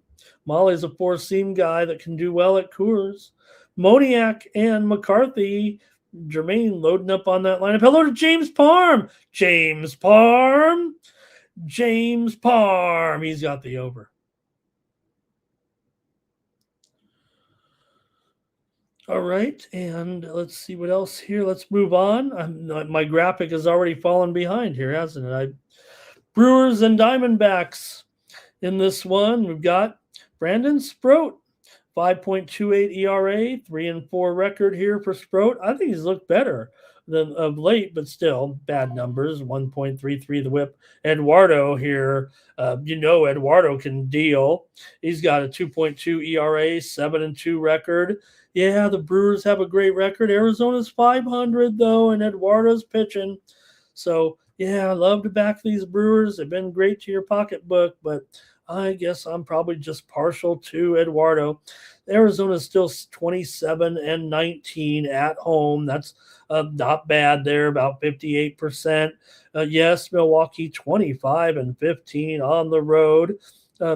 Arizona is a bit of an under team at home, and you do have Eduardo going in this one, but Milwaukee here, when they played in Detroit, hasn't been overall terrific. 6 of the last 9 meetings between the two teams have gone over, but Milwaukee's gone under in 12 of the last 18 games here in Arizona. Milwaukee has won 9 of their last 13 and 5 of their last 6 on the road, but man, I'm partial to Eduardo here. If the Diamondbacks can get some offense here against Sproat, Milwaukee left 10 runners on base yesterday. Woodruff placed on the disabled list this morning. Not good. I mean, another injury for him. This can't be good. Good thing the Brewers do have good, pretty decent pitching to back him up here, but I think Woodruff, we'll see. Let's just cross our fingers right now, but Sproat does seem to have, like I said, he's got strikeout potential or 25% K rate, so watch out. But Diamondbacks, yeah, they're cold sometimes here, especially against right-handers at times, but they managed to win yesterday. What was the score? 4-3, but they only had 4 hits. So, yeah, they're better at home. Sproat might be able to give it up. Rodriguez has just been too good, I think. 2.21 ERA, 1.18 whip, and totally limits hard contact for sure. Brewers are not as good against left-handers, I don't think, as good as this offense can be. So I'm going to take the Diamondbacks in this one. Give me the Diamondbacks here with Eduardo today, and I'll try them here at home to cool down those Brewers a little bit. Brewers actually lost 2 of 3. So is Arizona. Blake's going under. VAR says another team total over. He likes the D-backs. Their team total over. And Jerry says under and maybe the D-backs. All right, we're making good time here on the show. We're almost done with baseball. Marlins and Athletics here. Martin Perez goes for the Marlins, and Gage Jump goes here for Yuri Perez. Did I say Yuri Perez? What did I say? Martin Yuri Perez. We know 4.2 ERA, 1.21 WHIP for Yuri. Look, if the Athletics just struggled against Sandy, you basically got Sandy Jr. here right behind him. For Jump, though, here, 2.92 ERA, 3-2 record overall, 1.13 whip. Promising starter here for the Athletics right now. I will say this, the steam did come in on the over. I'm not sure that I agree with it, but just a little short time ago, the total here has risen to 10. 10 here in West Sacramento. I'm not sure I can get down with that. The Marlins have won the first 2 games of the series, and they're hitting like gangbusters, 19 runs in those 2 games. Marlins are 28-14 to the over on the road, and 27-14 to the over as an underdog. So why wouldn't this one, be an over? I don't know. I think we've got 2 guys here who can pitch. So maybe that's going to be what happens here in this one. But the trends would say go over. I'm just not sure I can. Jump has looked pretty good. The Marlins here, yes, that offense has been good, but Yuri Perez, he's pretty okay too, and the A's struggled yesterday. So I better just lay off the total. A lot of conflicting signals there, but I don't know. I think at 10, I'd probably be thinking under here with these pitchers, even if the Marlins offense has been hot. I think I just got to take the Marlins here at even money. Maybe they get this sweep. Give me the Marlins here on the morning steam show. I've got Miami. All right, we got the safety car out. What's happened here, Max? Did Max go haywire here? Max is in the gravel here. Okay, here we go with some picks from the chat. Marlins team total over for VAR. And Blake says, might as well jump. How about jump for my love? Or jump. Can't do that song. Robert's on Miami here. Daddy Mac will make ya. The Mac Dad will make ya. Jerry says he's got to take the A's in this one. Got to grab a win here with jump. Keep it moving right now on the morning steam show. Blue Jays taking on the Mariners. Trey Savage goes up against Emerson Hancock. And we'll see what the Marlins do here with the piggybacking right now. It's been a little bit we'll see how they handle this. Hancock certainly is efficient, but not a shutdown guy necessarily. Blue Jays have been a little bit better hitters against right-handers, but they have had their share of struggles here for sure of late. We know that. But in this matchup here, I'm kind of thinking that Emerson Hancock might have the ability to get to the Blue Jays here in this one. Hancock, like I said, he can be pretty strong at times, 6% walk rate as well. So he doesn't have shutdown numbers necessarily, but 3.74 ERA, 5-4 record, and a 105 whip. Those are still pretty darn decent.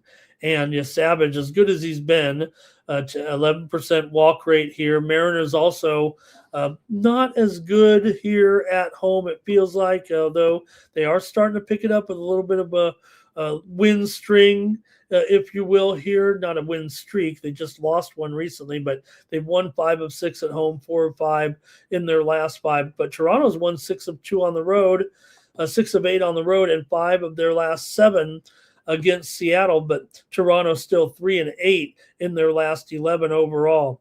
11 of the last 14 games between the two teams have gone over, and I tried that over last night and got maybe lucky because it was 11-0.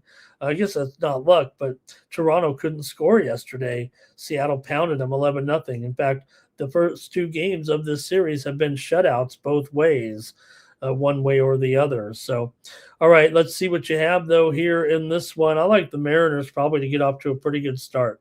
I'm going to take the Mariners here in the first 5. But give me the Mariners here to get off to a good start against Toronto and Savage here. I've been trying to, play Savage a little bit. Maybe he's been a little bit of a disappointment this season. I thought he'd be a much more impactful pitcher. Still, good numbers, 3.34 ERA there, as I mentioned, a 1.1 whip.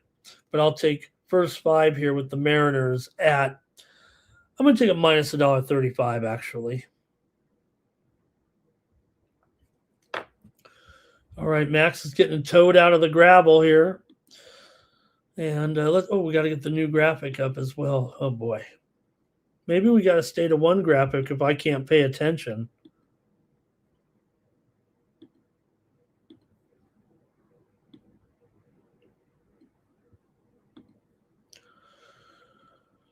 Okay, we got some more comments here real quick. And Mac Dad'll make ya. Okay, Blake going under here. Robert's going under here as well. We got some under action with these two for sure. Mariners, though, team total over for VAR. Is he on every lot of team totals? Jerry's on the under here. Jerry. All right, next up. Oh, man. Padres and Dodgers here. And I think the Dodgers will probably crush them. I will say this. The move has been on the Padres. Take a look. I mean, they were clearly as high as 210, 230 on some openers. Right now, the Dodgers are under 200. Just makes you think here, let's see what the status is on the injury report here. Ohtani, is questionable. We've seen the move on the Padres. To me, that kind of sounds like Ohtani might not play today. After yesterday's game. So we'll see, but the move has been on the Padres here. Now, the Dodgers did win again yesterday, so I guess it doesn't matter if he plays or not, despite the fact that it was just 3-0 there. But Ohtani was off yesterday, and maybe he needs another day off today. When you see a move like this, usually that's kind of what it is. So we'll see there. Does that maybe make it any easier to take the Padres? Probably not. J.P. Sears has an ERA of 7 and a 1-1 record, but Emmett Sheehan here, 5.07 ERA and a 4-5 record. Now, it was just 3-0 yesterday as the Padres lose again, but maybe it was a little bit better of a pitching matchup with Yamamoto there for the Dodgers, although Griffin Canning, gas can in there. He got an opener yesterday, and maybe that worked out for him because he actually was pretty okay. He did give up a run in there eventually, but Wandy Peralta started, and then Griffin Canning came in after that and allowed 1 run in 4 innings. But Mason Miller, I think, was the only Padre. I think it was the only Padre All-Star. Let's see here. Let's see what you got, though, in this one with Sears going up against Emmett Sheehan. These aren't the best of starters here in this group. Sears has been hit hard so far this season. He did give up 6 earned runs in 4 2/3 innings in his last start against the Cubs. And the Dodgers, you know how hot they are right now. So Dodgers should be able to put some runs up here, I would think. Maybe a few more than 3. Here today. So Sheehan's looked solid at times, and then he gets roughed up other times. But he did go up against the Padres in his last start, 5 innings, 2 hits, and 1 earned run. So, yeah, the Padres offense has looked better, but they just can't put one thing together, either the offense or the defense here. You got to think the Dodgers can probably take care of business here in this one. But let's see what you got with these two, and will we see more runs after just 3 runs yesterday? But the series opener was 12-7. Dodgers got the win in the first game of the series here. I need to see the chat in this one because it's just making me depressed talking about it. And over, says Jerry. If Jerry says over, I got to go over. VAR's on the over too. And Blake says, yeah, maybe you catching the Padres here with a little bit of value. There's the Dodgers here, but maybe not, though. The move's been on the Padres. Here's over for Elliott. And Jerry says, can you get the – oh, do I have a typo on the graphic? Oh, yeah, and everything's wrong about the graphic. Dodgers, let's call it what it is, $1.90, I think is more appropriate here. And the total at 9.5. Maybe shaded to the over a little bit. There we go. But on the graphic on the screen, it's right. If you can read it. Okay, and let's take a look here at the chat, or let me try to see what I'm going to do here in this one. It feels like they should get some runs in this one, but that's a lot of runs. Dodgers are 18-25 to the under at home. Padres here have lost 8 straight games. They've lost 5 straight to the Dodgers. They've lost 7 straight on the road. They've lost 6 straight to the Dodgers here in LA. Dodgers have won 16 of their last 20 at home. Dodgers have won 7 of their last 8 games overall. I'm tired of talking about the Dodgers. Robert likes the under here in this one. Maybe just a little bit too high, huh? Dodgers in that number one offense. Talk about the Padres. I'm trying to give them some hope, saying, hey, they've been a little bit better. They're last in batting average, last in on-base percentage, last in RBIs, last in hits, last in runs. They are the worst offense in the league here for sure, the Padres. How are they going to do anything in this game? All right. I agree with Robert. I got to go under in this one. The Padres probably aren't even going to score against these guys. Give me the under.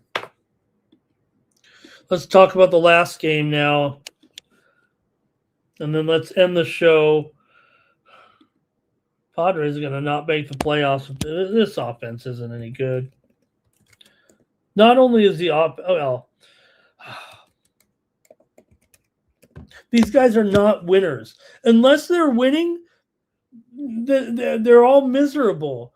And what happens is they're all apathetic. And then if you question them at all, they're like, how dare you question us? With the great talent we have on this team, you should never question how good we are. The only guy who can play on this team is Merrill, and he's not having a good season either. Need to blow it up. Need to blow it up. Need to blow up the Padres. This ain't working. The manager, the batting coach, everything. Blow it up. Red Sox and Angels tonight in Anaheim. And you've got Ranger Suarez going here for the Red Sox right now. Blow it up. I'm getting more and more mad right now. And you know what it's like when I'm mad. You guys know when I'm mad. All right, Suarez, 2.94 ERA, 4-3 record for the Bo Sox here. For Ryan Johnson, 7.4 ERA, 1.52 the whip coming in. Oh my gosh. You got to think that Suarez is going to be able to handle this game here for the Red Sox right now. They won yesterday's game comfortably, covered the run line with a 8-1 win. They won the first game of the series 5-2. Why wouldn't they be able to take care of business here in this one? Angels are 19-26 to the under on the road. I don't think they're going to score very many runs here right now. I think Suarez is going to be able to deal in this game. This is a late game for some reason. I didn't check why they're playing this one at night here in LA. Muchaba just won here over Krejcikova just moments ago in 3 sets. Muchaba wins. Also, right now, Sapulin did win the third set, so they're ready into the fourth set. FAA and ADF tied at 5 in the first set. All right, I'm going here on the under in this one with Boston and the Angels. Give me the under here. Maybe it should be Angels team total under. That's what I think I want. But I'll go under in this one at 8 runs. I think the Angels are going to probably have a big problem here in this game against Ranger Suarez. Let's see what you guys have here in this one now that I'm totally mad with the Padres. Rangers to win, and under says Jerry and Blake likes Boston in the first 5. All right. Yeah, I didn't really talk too much about this one now because I'm on tilt, but Suarez has been obviously very reliable this year, 1.13 whip. Angels have been struggling for sure, especially against left-handers, especially at home. So I think Suarez carves them up, actually. Johnson, just a few starts actually in the major leagues and does give up some hard contact for sure. The Red Sox have been not as good against right-handers, but they've been a better team on the road than they've been at home for some reason. So as long as the Sox don't blow them up here, I think it goes under here in this one. All right, gang, that's going to do it for the major leagues. Thank you so much. Let's take a quick look at the WNBA tonight.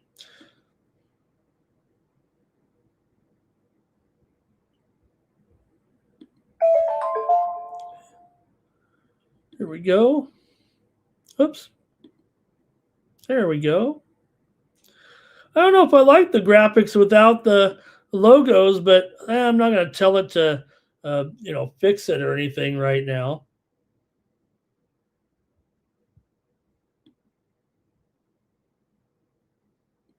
Okay, here we go with this one. Wings and tempo here in the W tonight. And the Wings have been struggling here. Wings have been struggling here of late, huh? On the road a little bit. Sally Perez, this was just into the morning's team. Salvador Perez here, probable, will be in the starting lineup here today. Dallas here, 12-8, but they haven't covered anything in a couple of weeks right now. Even the games they're winning, they're not covering. They, of course, lost to Minnesota and Las Vegas. No problem there. Had a couple of rough games, but when they beat Connecticut, did not cover. When they beat Seattle, did not cover. When they beat Chicago recently, did not cover. The one thing that all those teams have in common is they're just not very good teams. So they were able to win, but not cover against those teams. In fact, Dallas is just 2-8 against the spread, their last 10 games overall here. So that's been a little bit of trouble for sure. Of late. So, Leclerc here. Leclerc with a win. Wow. Man. Just seeing that here. Wasn't even paying attention. How about it? So Dallas has failed to cover in 6 straight games coming in. They've failed to cover in 5 straight on the road. Toronto, not great. They've lost 5 of 7, but they've won 4 of their last 6 at home. Toronto's gone over in 7 of their last 8 games overall. Toronto's a pretty good cover, 8-4 against the spread as an underdog here, and against a Dallas team that isn't covering. Toronto's also 5-4 straight up at home. Now Dallas is 8-2 straight up against the spread, but you still got to cover a little bit of a number here in this one. So I think it probably will go over, but I don't know. I think Toronto here, interesting vibe here with this Toronto team. And Dallas, like I said, they're feels like they're kind of struggling a little bit to get the numbers. Now there is the lines up to 6 here. Toronto does have Bentley is out of this game, but Mabry is in. So let's see what you got here with this one, if anything. I will say this about this total. Toronto is 11-1 to the over as a dog. Let's go over. Come on, that's good enough, isn't it? 11-1 to the over as a dog, and they're a good dog here. Dallas is 7-4 to the over on the road. I think that sounds pretty solid. Let's see what you got, though, here. A tempo here for Blake. And Jerry says he's got the Wings here, first half and full game. Barr likes the under. Uh-oh. All right, let's move to the next one here right now. Next up, Fever and the Aces. A good one here, except the only problem is the 2 superstars are out of the game with injuries. How will that affect it here? Clark, she's definitely out. Asia Wilson, she's definitely out. So you're missing the 2 key players here. Sophie Cunningham upgraded to probable. She made it back from the Kelsey wedding. No, just kidding. She didn't go to that. She was busy doing Sports Illustrated swimsuit issue. All right, Fever here, a little bit of a dog here, laying 3 points in this one. I'm sorry, the Aces laying 3 points here in this one at home. Are we seeing more over adjustment?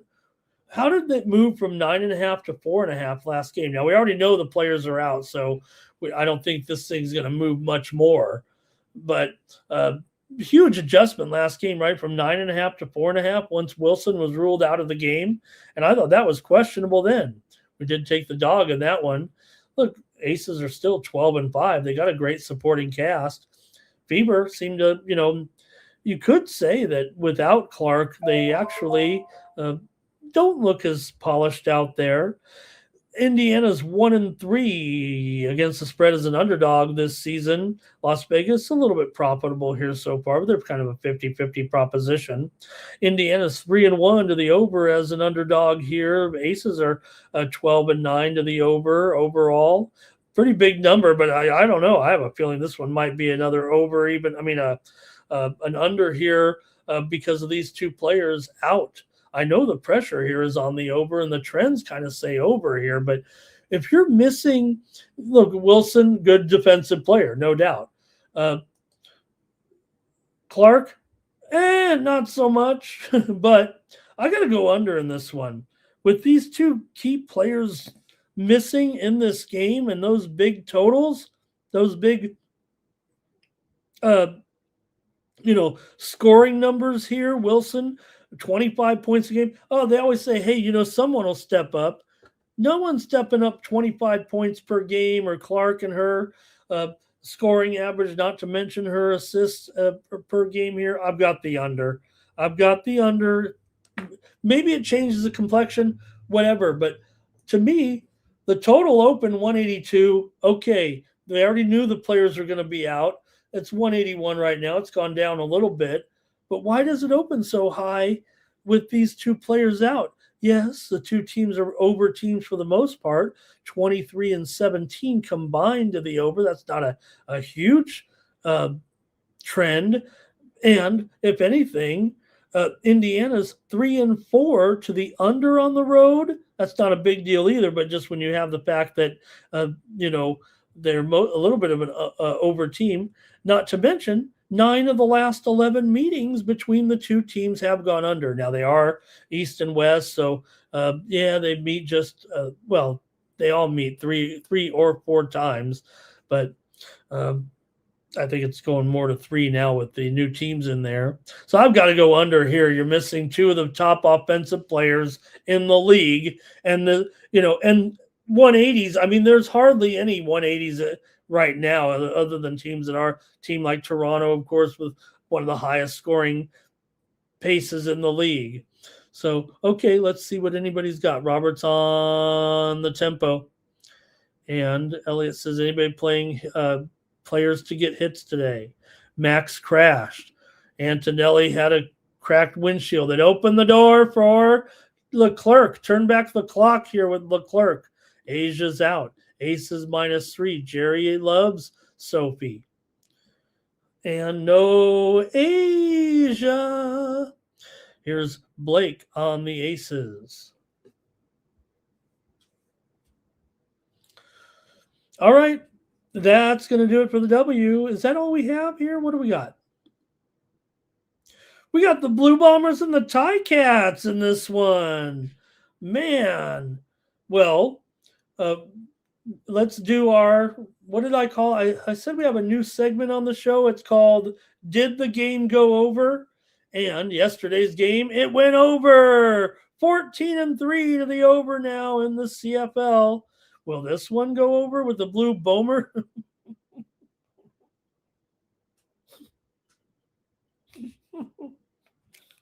The Blue Bombers, if you changed one letter in there, and you blue, blue, the pill's blue, you got the Bomer, you change one letter, you got the, all right. Winnipeg here taking on the Tie Cats in Hamilton in the Steel City. Hamilton's, probably my favorite team right now. I'm an old Montreal fan, but right now I've got a guy that I covered and interviewed several times on the Tie Cats, so I'm kind of rooting for them in a way, but not maybe in this one. I don't know. I don't think that quite frankly, that the Tie Cats have.